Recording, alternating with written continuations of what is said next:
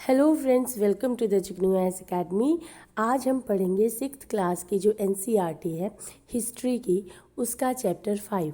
इससे पहले चैप्टर 1, 2, 3, 4 मैंने ऑलरेडी चैनल पे अपलोड कर दिए हैं, आप जाकर देख सकते हैं।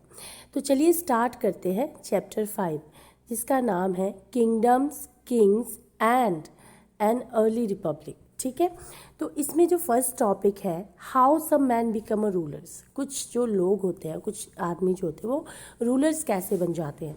करंट सिनेरियो अगर हम देखें तो हम एक रूलर मतलब हमारे देश को कौन चलाएगा, लास्ट 50 ईयर्स से अगर हम देखते आ रहे हैं तो कौन चलाएगा, ये हम कैसे तय करते हैं, बाय वोटिंग। ठीक है, कि हमारे देश में इलेक्शंस होते हैं, लोग वोट करते हैं और जो भारी वोट से जीतता है वो हमें हमारे देश को चलाता है, जैसे कि प्रधानमंत्री। ठीक है, लेकिन अराउंड 3000 ईयर अगो कुछ लोग जो थे वो अपने आप को राजा बना लेते थे बाय परफॉर्मिंग बिग सेक्रीफाइसेस। ठीक है, उनमें फाइटिंग्स होती थी, कुछ ब्रदर्स में, कुछ लोगों में फाइटिंग्स होती थी। जो फाइट वो जीतता था, जो युद्ध वो जीतता था, वो राजा बन जाता था।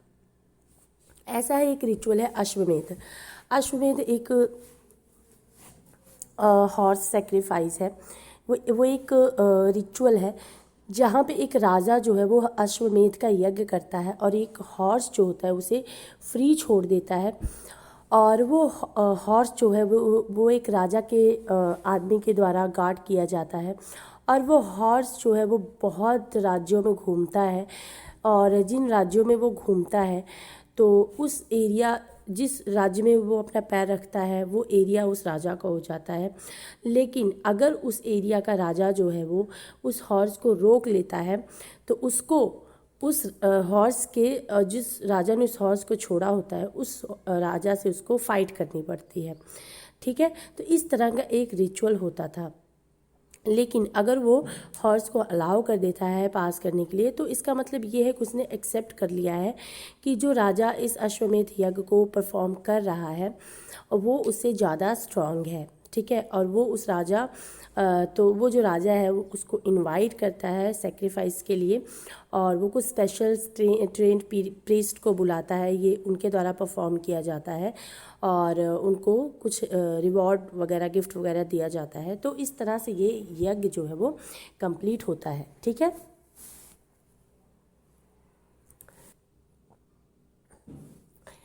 तो मैंने शॉर्ट नोट में भी कुछ बनाया हुआ है मेन पॉइंट, ये मैं एक बार पढ़ देती हूँ। How some men become a rulers around 3000 years ago. इसमें भी सेम बात लिखी हुई है कि अराउंड 3000 साल पहले अगर हम देखें तो कुछ राजा के वेज थे अपने आप को राजा घोषित करने के लिए। तो उसमें से जो कुछ लोग थे वो अपने आप को राजा घोषित करते थे बाय परफॉर्मिंग बिग सेक्रीफाइसेस, जैसे कि अश्वमेध का घोड़ा, उसका जो मैंने बताया वही सब इसमें लिखा हुआ है। ठीक है, तो और इसमें ज़्यादा कुछ नहीं है।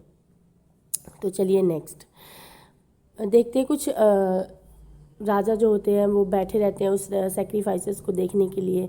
तो ऐसी चीज़ें जो बनी थी, लेकिन वैश्यास जो होते थे ना उस टाइम के, वैश्या और वो कुछ गिफ्ट वगैरह लाते थे राजा के लिए।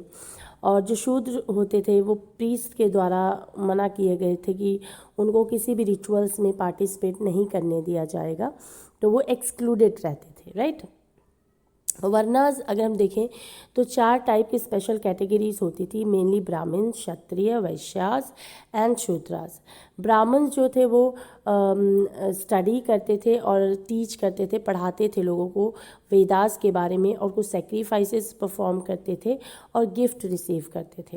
लेकिन क्षत्रिय जो थे वो फाइट बैटल्स वगैरह लड़ते थे ताकि वो लोगों को प्रोटेक्ट कर सके। और वैश्यास जो होते थे वो फार्मर्स होते थे, हर्डर्स होते थे और ट्रेडर्स होते थे। और शूद्रास जो होते थे वो इन तीनों ग्रुप को सर्व करते थे, इनकी सेवा करते थे, वो सबसे निचली जात के माने जाते थे। ठीक है, नेक्स्ट देखते हैं जनपदास। जनपदास के बारे में पहले हम नोट्स में देख लेते हैं। ठीक है, rajas who perform big sacrifices वो recognise as being rajas of janapadas. जो जनपद होता था, एक एरिया, एक गांव होता था, एक शहर होता था, उसको जनपद कहते थे। ठीक है, और जो राजा उस सेक्रीफाइस को परफॉर्म करता था उसको उस जनपद का राजा माना जाता था। ठीक है। और जो वर्ड जनपद है इसका मतलब है लैंड वेयर जन सेट इट फूड, जहाँ पे एक राजा अपना पैर जमा लेता है और वहाँ पे सेटल हो जाता है। आर्कियोलॉजिस्ट ने एक्सकवेट किया है कि जो नंबर ऑफ सेटलमेंट्स हैं जनपदास में, वो जैसे कि पुराना किला दिल्ली, हस्तिनापुर नियर मेरठ और अत्राजिखेरा नियर इटाह, ये सब चीज़ें जनपदास के। The found that people lived in huts, ऐसा देखा गया है कि लोग हट्स में रहते थे और कैटल्स वगैरह रखते थे और कुछ अदर एनिमल्स भी पालते थे, और वो कुछ वैरायटी ऑफ क्रॉप्स भी उगाते थे जैसे कि rice, wheat, barley, pulses, sugar cane, sesame और मस्टर्ड। वो कुछ पॉट्स वगैरह भी बनाते थे, जैसे कि special type of pottery found की गई है जिसको पेंटेड ग्रेवियर पॉटरी के नाम से जाना गया है। ठीक है, तो ये मेन चीज़ें थी। इसमें भी यही है, rajas who perform this big sacrifices were now recognise as a being rajas of janapadas rather than janas. और वर्ड जनपदा लिटरली मतलब है लैंड, जहाँ पे एक जन जो होता है वो अपना फुट सेट कर लेता है, अपना पैर जमा लेता है और वहाँ पे सेटल हो जाता है। लेकिन कुछ इंपॉर्टेंट जनपदास हम देखेंगे पेज नंबर 45 में। आर्कियोलॉजिस्ट ने एग्जिबिट किया है नंबर ऑफ सेटलमेंट्स इस जनपदास में, जैसे कि पुराना किला दिल्ली, हस्तिनापुर नियर मेरठ और अतरंजीखेरा नियर टाह, और last 2 are in Uttar Pradesh में है। और ये पाया गया कि लोग हर्ट्स में रहते थे, कैटल वगैरह रखते थे और अदर एनिमल्स भी पालते थे, और rice, wheat, barley, pulses, sugar cane, sesame, mustard, ये सब क्रॉप्स जो है वो उगाते थे। ठीक है, पॉट्स वगैरह भी बनाते थे, ये मैंने ऑलरेडी पढ़ चुके हैं हम। नेक्स्ट देखते हैं महाजनपदास।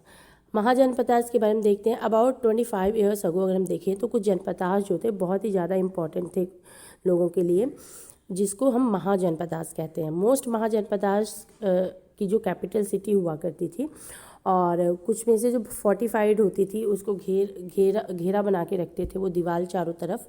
इसका मतलब एक huge wall of would, fortified which means huge wall of would, एक लकड़ी की बहुत बड़ी दीवार होती थी, और वो ब्रिक की भी होती थी और स्टोन की भी हो सकती थी, जो उसके अराउंड बनाई हुई थी। ठीक है, तो ये महाजनपदास के बारे में।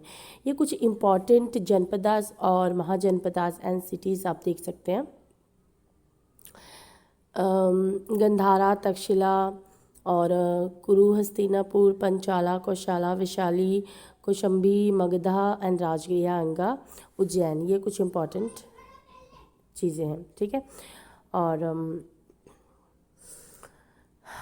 कहते हैं ना कि ये जो दीवारें बनती थी, ये ऐसा माना जाता था कि ये दीवारें इसलिए बनती थी ताकि उस महल को, उस जगह को अटैक से बचाया जा सके। अदर जो राजा थे वो अटैक करते थे तो इससे भी उसकी सुरक्षा करती थी। और मेन रीज़न था कि कुछ रूलर्स जो थे वो ऐसा भी चाहते थे कि दे show how rich and powerful they were by building really large. उनकी बिल्डिंग बहुत बड़ी है, इससे पता चलता था कि वो कितने पावरफुल है और कितने ज़्यादा रिच हैं। उनकी बिल्डिंग जो होती थी, tall impressive walls around their cities, ठीक है, ये उनकी शो करती थी उनकी रिचनेस को। Also in this way the land the people living in side the fortified area could be control more easily by the king. इसका मतलब ये भी होता था कि जैसे उस फोर्टिफाइड एरिया के अंदर जितने भी लोग रहते हैं वो इजीली कंट्रोल किए जा सकें। और अगर इस तरह की बिल्डिंग बनी होगी तो प्लानिंग में भी हेल्प मिलेगी। कुछ बहुत सारे इसमें ब्रिक स्टोन्स बनाए जाते थे ताकि इसको बनाया जा सके। कुछ लेबर वगैरह भी इसमें काम करते थे, thousands of man, women and children. तो इस तरह से लोगों को एक रोजगार भी मिल जाया करता था। ठीक है, उसके बाद देखते हैं अराउंड टैक्सेस के बारे में। The ruler of Mahajanpadas were building huge fort, maintaining big armies, so they needed more resources. उनकी बिल्डिंग्स लार्ज हुआ करती थी, फोर्ट बड़े बड़े हुआ करते थे, बहुत बड़ी आर्मी हुआ करती थी। तो इन सब चीज़ों को मेंटेन करने के लिए ना उनको रिसोर्सेज की भी ज़रूरत होती थी। तो इन रिसोर्सेज को पूरा करने के लिए वो रेगुलर टैक्सेस कलेक्ट किया करते थे। टैक्सेस जो होते थे क्रॉप्स पे होते थे, जो वो लोगों से कलेक्ट करते थे। मोस्ट पीपल जो थे तब के टाइम के फार्मर्स हुआ करते थे। यूजुअली टैक्स जो थे फिक्स थे, 1/6 ऑफ व्हाट वॉज प्रोड्यूस, जितना प्रोड्यूस किया जाता था उसमें 1/6 उनका टैक्स फिक्स था। और this was known as a bhaga और शेयर, इसको हम भाग और शेयर के नाम से भी जानते थे। There were taxes on crafts person as well, जो क्राफ्ट्स पर्सन होते थे उन पर भी टैक्स लगता था। और they could have been in form of labour, वो जिस तरह से लेबर वगैरह करते थे उस रूप में होता था। हर्डर्स जो होते थे उनसे भी टैक्स लिया जाता था इन form of animals and animal produce, ठीक है, वो जो भी एनिमल से प्रोड्यूस करते थे वो, या फिर एनिमल। और देयर वो also tax on goods, goods पे भी टैक्स लगता था, ठीक है, जो वो सेल करते थे और परचेज करते थे, वो ट्रेड करते थे, उनमें भी टैक्स लगते थे, ठीक है।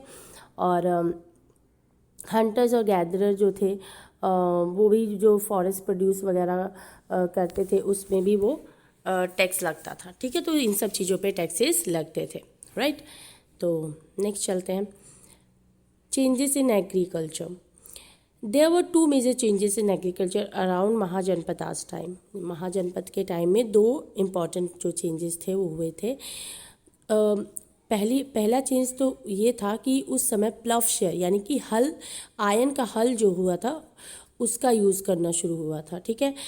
इट मीन्स कि हैवी और क्लेई सॉयल जो होती थी उसको टर्न ओवर करने के लिए वुडन से ज़्यादा बेहतर वो आयन का जो प्लॉव होता था वो काम करता था, ठीक है। इससे उनका जो प्रोड्यूस था वो इंक्रीज़ होता था।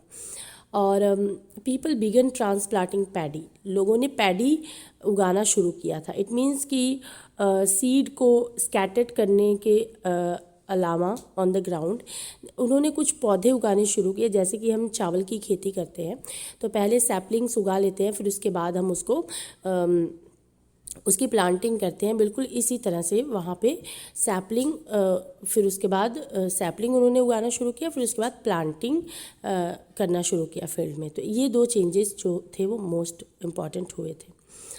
उसके बाद हम मगधा के बारे में जान लेते हैं। क्लोजर लुक, मगधा जो था एक बहुत ही इम्पॉर्टेंट महाजनपदास था। अगर हम देखें अबाउट 200 ईयर्स, मैनी रिवर्स जैसे कि गंगा जो सन फ्लो थी, मतलब मगधा में बह रही थी, which plays an important role for transport. Ganga उस समय बह रही थी और वो बहुत ही ज़्यादा इम्पॉर्टेंट रोल प्ले कर रही थी ट्रांसपोर्ट के लिए, वाटर सप्लाईज़ के लिए और इरिगेशन के लिए, जो कि लैंड को फर्टाइल बनाती है। और जो पार्ट थे मगधा के वो फॉरेस्टेड थे, जो फॉरेस्ट के जो पेड़ वगैरह थे वो बिल्डिंग बनाने के लिए, कार्ट और चैरियट बनाने के लिए यूज़ होते थे। और कुछ आयंस और माइंस भी पाई गई हैं उस रीजन में, और आयरन ओर्स की माइंस भी वहाँ पे पाई गई हैं, ठीक है। और जिससे कुछ स्ट्रॉन्ग टूल्स और वेपन्स बनाए जाते थे। मगधा की 2 पावरफुल रूलर्स थे, एक बिंबिसार थे, एक अजातशत्रु थे। और उन्होंने बहुत ही ज़्यादा प्रयास किए कि ज़्यादा से ज़्यादा जनपदास को वो कंक्योर कर सके। राजगृह जो कि प्रेजेंट डे राजगीर है, बिहार में स्थित है, was the capital of Magadha for several year, ठीक है, कैपिटल रह चुकी थी वो मगध की। एंड उसके बाद कैपिटल को शिफ्ट किया गया था पाटलिपुत्रा, जो कि प्रेजेंट डे पटना में है, ठीक है। उसके बाद नेक्स्ट हम देखते हैं वज्जी के बारे में। Vajji with its capital eight Vaishali, जो कि बिहार में है। उन्होंने डिफरेंट फॉर्म ऑफ गवर्नमेंट बनाई जिसको हम गना और संघा जानते हैं। गना के जो बहुत सारे रूलर्स थे, each one was known as raja, हर एक को राजा बुलाया जाता था। और ये राजा जो थे एक रिचुअल परफॉर्म करते थे साथ में मिलकर, एंड वो एक असेंबली में मिलते थे और डिसाइड करते थे कि किस तरह से what had to be done, क्या करना है, कैसे करना है, इस तरह से वो डिस्कशन और डिबेट के थ्रू तय करते थे, ठीक है। तो इस तरह से होता था। अजातशत्रु एंड वजीज के बारे में लिखा हुआ है। Ajatashatru wanted to attack the Vajjis, लेकिन उन्होंने अपना मिनिस्टर भेजा Vassakara to the Buddha to get his advice and matter. फिर बुद्धा ने पूछा कि whether the Vajji met frequently in full assemblies, when heard they did and replied that Vajis would continue to progress उन्होंने एक फ्रीक्वेंट पब्लिक असेंबलीज हेल्ड की और उन्होंने लोगों से मिले और फिर उन्होंने कुछ रूलर्स को एस्टैब्लिश किया और इस तरह से उन्होंने रिस्पेक्ट किया सपोर्टर्स लिसनर्स टू एल्डर्स। ठीक है, इस तरह से चीज़ें जो थी वो सही हुई थी। और जो वज्जी वुमेंस थी उनको फोर्स वगैरह नहीं किया जाता था किसी भी चीज़ के लिए। चैत्याज एक लोकल श्राइन्स हुआ करती थी जो कि मेंटेन्ड होती थी टाउन्स एंड विलेजेस में। और वाइस सन जो कि डिफरेंट बिलीव्स फॉलो करते थे और रिस्पेक्ट करते थे to enter and leave the country freely. ठीक है, और यही था कि राजाज पावरफुल किंगडम जो कि वो बहुत सारे संगा को ट्राई करते थे कि कन्क्वायर कर लें, लेकिन ये सब चीज़ें। नेक्स्ट हम आज के लिए इतना ही, चैप्टर कंप्लीट हो चुका है। आई होप कि आपको समझ आया होगा। अगर फिर भी आपको कोई प्रॉब्लम आती है, कोई कन्फ्यूज़न है, तो आप मुझे कमेंट बॉक्स में बता सकते हैं और मैं ट्राई करूँगी इसको रिजॉल्व करने की। सो लाइक करें, शेयर करें, सब्सक्राइब करें। Thank you so much, thanks for watching. मिलते हैं अगले वीडियो में। Till then take care, bye bye.